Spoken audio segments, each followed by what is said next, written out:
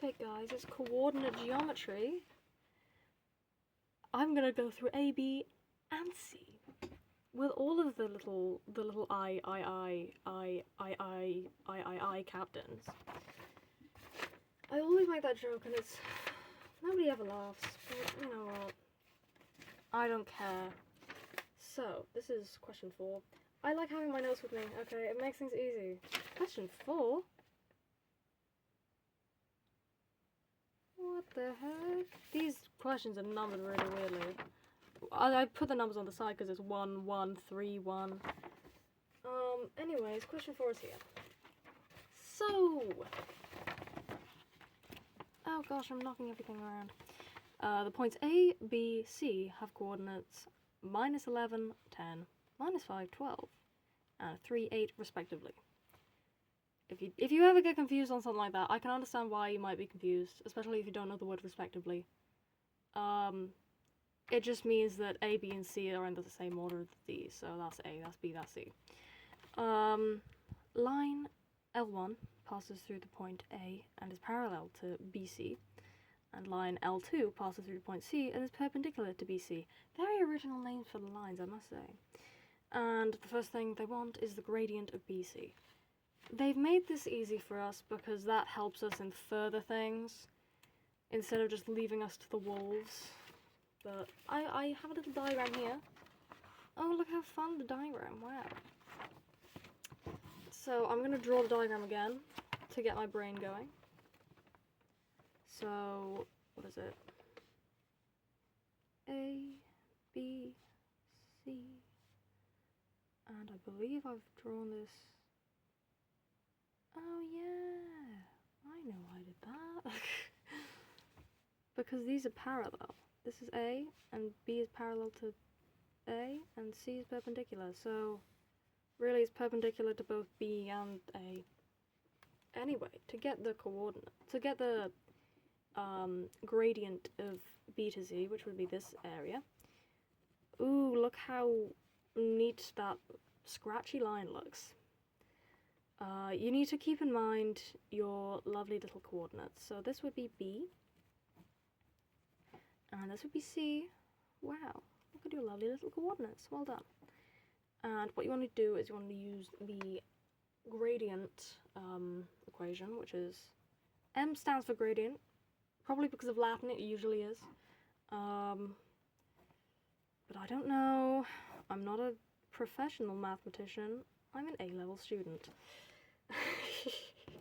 Teaching you things that are just on my talent level. Skill level. Which is not what I'm meant to be doing, I'm not qualified for this, but oh well, I'm a YouTuber at this point. Which I've never been before, other than when I was 10. Anyways, I'm gonna say, in this instance, what I have chosen, in my notes at least, is this is 2, and this is 1. Probably because it's BC, so I go 1, 2, 1, 2. It makes sense in my head. So y2 would be xy, which would be 8, minus xy, which would be 12. And then you have that over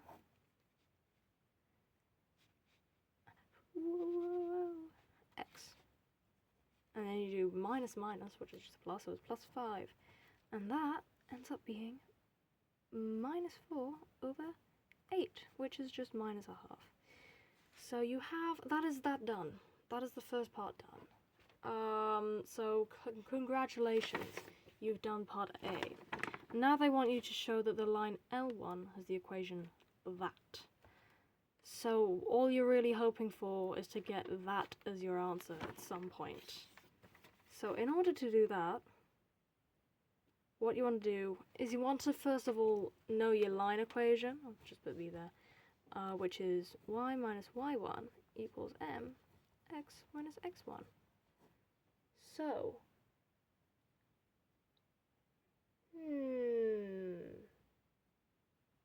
okay, it's parallel to BC.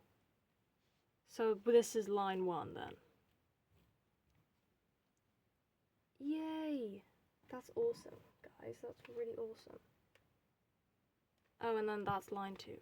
just making things easy for myself so I can know what they're on about in the question. It is important to know what they're on about, otherwise you might get a bit confused. So if you're ever confused about a topic, it might just be because you don't know why you're doing the steps you're doing. Because a lot of the time, for me, it tends to be that. I really like knowing why I'm doing what I'm doing. So, for B, what the heck, why am I, for BI, sorry. As you know, the gradient of BC is minus a half, and L1 is perpendicular, so it means it has the same gradient, because it's just side by side. You just use the same gradient, and because you know one of the pairs of coordinates, you can put that in to these. Yay. So, coordinates of A are minus 11, 10.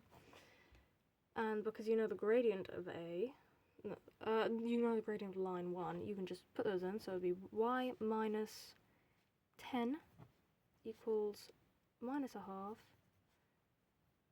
x plus 11, because it's minus and minus, which is just a plus yet again. And what I've done here is I have kept this on this side, which is really annoying, because then it's just minus x over 2 minus 11 over 2. It's a bit annoying, but then you can just times the other side by 2. I'm not sure why I didn't do that in the first place, but that's what my notes have done, which is a bit silly. So then it's just that. Yay! And then if you rearrange that, you can get a line that is a bit more, like an equation that's a bit more readable. I don't think the examiners would want that. They want it simplified, presumably. And I have simplified that to this. Oh yeah, because you also want it to equal that. And coincidentally, not coincidentally, it's the same thing.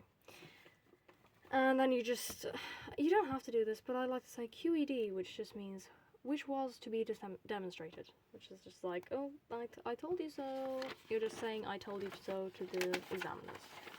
And then they'll give you a pat on the back because they think you're so cool and you can do your maths. And now, you'll never guess what time it is. It's time to do part II, Captain, which is find the equation of L2. So fun. So, I've used fancy language in my notes. I've used m of L2, which is gradient of L2 is the contrary reciprocal of the gradient of L1 as it's perpendicular. And here, contrary just means if it was a positive, it would be a negative. If it was a negative, it would be a positive. And reciprocal just means it's just flipped around. If it was 3 over 2, it would turn into 2 over 3. If it was just 3, it would turn into 1 over 3. Because 3 is just 3 over 1. Because 3 divided by 1 is 3. Wow, the more you get. So, as that is the case, as as the gradient of L2 is the contrary reciprocal of the gradient, and you get the gradient of that. Wow, that's the gradient of L1. What do you want to do is get the contrary reciprocal. It would be, because it's positive now, and you just flip it around, so it's just 2 over 1, so it's just 2. So the gradient of L2 is 2. Wow, that's so happy. And then you just do the same line equation. Yay, this is so fun, guys, don't you think? This is so fun. Pay attention. Pay attention. Where did I put the freaking coordinates for this thing? One moment. It's through point C, of course it does. So you have the coordinates of L2. One of the points of L2 would indeed be 3, 8, because earlier in the question it says, oh, it passes through the point C, and that's the coordinates of point C. and then comme ci comme ça. You get that, you put that there, you get the gradient, you put that there, you do this, you do that, and then you have your line equation. All you need to do now is just wiggle it around until it looks nicer. So you wiggle it around, you get y minus 8 equals you times that, and then it turns into that, and then you just wiggle it around more. So it makes it a little bit more sense. Why did I put it? Oh no, that is correct. I'm getting confused. I'm confusing myself. And that turns into this. Yay! And that just happens to be the equation of L2. That's amazing. I know you must be thinking that. Wow, I love maths. You're all thinking that, right, guys? Guys, please say you're thinking that. Because now we're doing part C, and that says the lines of they intersect. So this is an intersection thing, which is amazing because it's useful to know how to do this. So L1 and L2 intersect at point D, and you want to show that the coordinates of point D are 1, 4.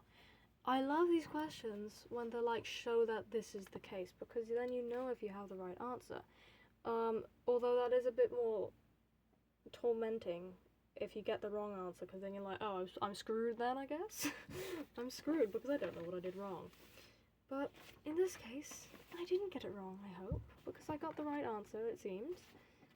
So you have L1, you have the equation of that you figured out in part... Oh no, I just got given to you, never mind. And you have L2, the equation of that, which you just figured out in part BII, which was this. Oh, whoops, I can't write Y.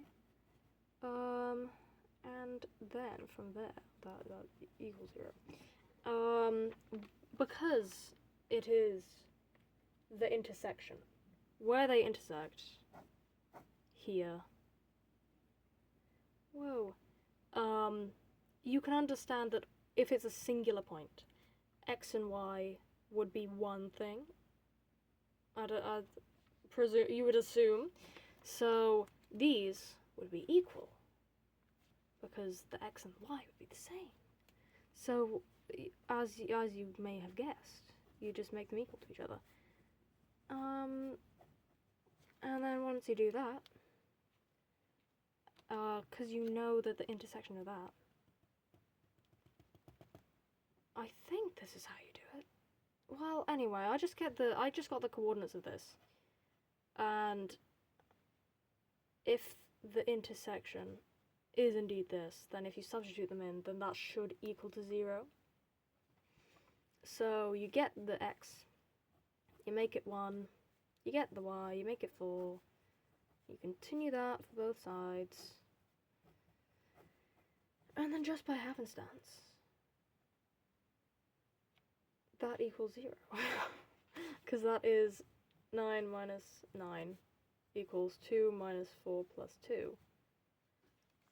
That's 0. And 2 minus 4 is minus 2, and if you add 2, so it's just 0. So, yeah. Which was to be demonstrated. Congratulations. Congratulations! Oh, I'm flipping it the wrong way. And now, we are to do part CII. Find the length of BD. So, if you go back to this, point D, you need to find the length between these two. I don't want to draw a line there because that might make my diagram ugly, and I can't bear to see the day when my diagram is ugly. If it's in my actual notes and not in my practice, which would be, this is ugly. Those can't be. Those are not allowed. This can be ugly. So my contact lenses keep getting dry and blurry. Actually, watching this and they wear contact lenses. Please tell me, how do you get them to stop being so blurry? Please. Anyway, I can see now because I put in eye drops. I suppose that's my solution. like content lens solution. Ah ha ha ha. Anyways, find the length of BD. This is so fun. So, what you do, apparently there's a distance equation. Yeah, you need to know an equation for this one, guys. I'm sorry. I don't know if this stands for distance. I think it's a lowercase. Distance equals... I believe this is based off of Pythagoras. Yeah. You need to know this, guys. Distance equals the root of x1 minus x2. Wait, what? Yeah, I've put the numbers in the wrong place. They're meant to be down. Anyway, x1 minus x2 squared plus y1 minus y2 squared. So the root of all of that. And since we know both points B and D, so the point of B would be minus 5, 12, and the point of D we've been given as well, which is 1 and 4. You just substitute these in. Pick which one is 1 and 2. I think in this one I have done this is 1 and this is 2. Because BD, again, I've done the same thing. Because I've just gone in the order of the letters it's given me. BD, 1, 2. Because this is B and this is D. You just substitute it in, as I said. So that x1 would be minus 5. That x2 would be what the heck? 1, so you just minus 2. Do that squared. And then you do the same thing for this. y1, 12 minus y2, which is that, 4. And then I like to simplify things so I can think, which I don't do very often. But when I do, I want it to be easy, otherwise I won't be able to do it properly. And then 36 add 64. Who would have figured 100? And you know what that is? Root of 100, 10. Easiest root ever. Thank you. Question. Thank you. Anyway, this is the distance between B and D. Voila. And now the final bit. Find the coordinates of the midpoint of B and D. Midpoint is... These questions are so easy because they've just asked you do this thing and all you need to do is remember an equation. The hardest bit of these questions is remembering the equation and then having a brain and not making silly errors, which is unfortunately I do all the time. Just as I was talking about making silly errors, I make a silly error in writing. I have learned to write since I was a child, and yet I cannot do it properly. I was fine at it when I was 10. I peaked in primary school, unfortunately. Anyway, this is the equation of the midpoint. If we move on from that. That is a 2 and not a Z, I swear. And that's a 2 and not a Z, guys, I promise you. So, x1 plus x2 over 2. And then y1 plus y2 over 2. Remember that. Remember it. Or you'll get a Z. You get a Z minus. I'm lying. You might be able... If you don't remember this one equation, you'll probably be fine. There's like 2 questions on it. Actually, I wouldn't know. I haven't done the exam yet. Ignore me. And then you just, again, substitute in... I'm using the same 1 and 2 from over here. So if you substitute that in, then you get... minus 5 plus 12? No, 1. What am I on about? Oh no, plus 1. Looking at the wrong thing. Plus 1 over 2. So that's your x. And then you have the y. 12 plus 4 over 2. And then you simplify it. And, well, that's just 6 divided by 2 is 3. And then 16 divided by 2 is 8. Oh, that's a minus, sorry. I've done something silly in my notes. Because in what world is... Oh, that's a minus. Never mind. I did it right. That is a 2. Sorry. Because that is a minus, as a matter of fact. So minus 5, add 1, is minus 4. And divided by 2 would be minus 2. And you'll be glad to know that's the coordinate geometry process done. You don't have to listen to me talk anymore. Not that I was forcing you to listen in the first place, but I'm even less forcing you now because there's no more video left to watch, so why are you still here?